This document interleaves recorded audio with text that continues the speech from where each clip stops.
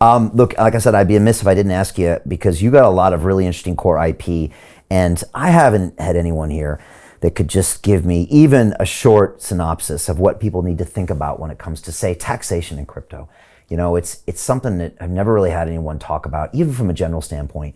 I know you spend a lot of your time, talked about offshore investors. What do people need to know about tax and crypto? Wow, a big topic. So, I mean, it's worth noting that my expertise is especially international, right? So I try to be a bridge between countries. In other words, you can go into countries and you'll find lots of great experts. Now, it turns out on crypto, not so much right now, but it will emerge. What they fail to understand is what happens when you go from one country to another, right? And so my one company plays that role of figuring out what happens from one to the other. For somebody who's going to invest in crypto, and then also maybe somebody might consider relocating as well, I think there's a few things that they should be aware of. So first of all is just the difference between, is this a capital gain or is this earned income? Because that's really different tax consequences. And a lot of people don't kind of get that, hey, look, you may have to actually pay tax here because you're earning ongoing yield. And unfortunately, in the world of crypto, it's really hard to keep track of that, right? That's partially where the P&L calculator comes in. I mean, if you just kind of think about this really simple scenario, let's say that I go and I deposit cake on Auto Farm and I'm earning yield. And the yield is paid partially in cake and partially in auto tokens. And it's technically accruing every block, but I only claim it whenever I claim it. Okay. When am I taxable on that income? Was it when it accrued? Was it when I claimed it? Was it when I sell it? What's going on? This is a really big kind of Pandora's box that you're opening up, because maybe you claimed it and then the value went down and then you have all this stuff. Good news is that there was recently, you were mentioning Tezos, there was a case in the US. Somebody had earned staking yield on Tezos, and the IRS decided that they wouldn't treat it as income until it was sold. Kind of the analogy that if you were to grow grain in a field, you wouldn't actually get taxed until you sell the grain, right, which is amazing.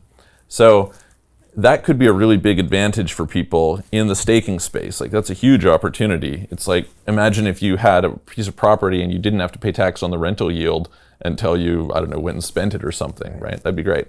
So understanding just the difference between capital gains income and relative earned income is very important. The next thing is understanding that pretty much when you swap from one token to another, usually that's a taxable event, unfortunately. It's not always true. Sometimes if you're in France, for example, they don't tax swaps from one token to another, which is pretty cool. It's the only good thing about the French tax system. And there's some other places like Netherlands has kind of this box 3 income, and you can run down the list.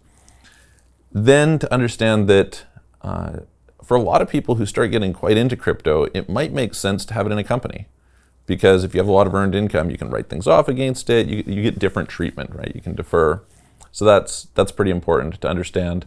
And then look, one of the beautiful things in our world today is you don't have to live where you were born. I often will say to people, imagine you're an alien and you come to the earth and you can pick anywhere in the world. Where are you going to choose to live? Most people live based on where they're born, where they went to school, where they got their first job.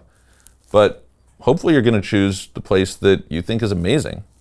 And you have a lot more freedom to do that today.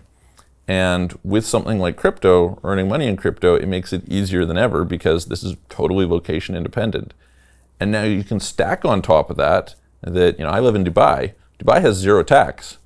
So imagine if you're making money in California and you're paying 50% tax on it, the compounding rate's a lot lower than if you're doing this at zero tax. So this unlocks just a world of opportunities for you.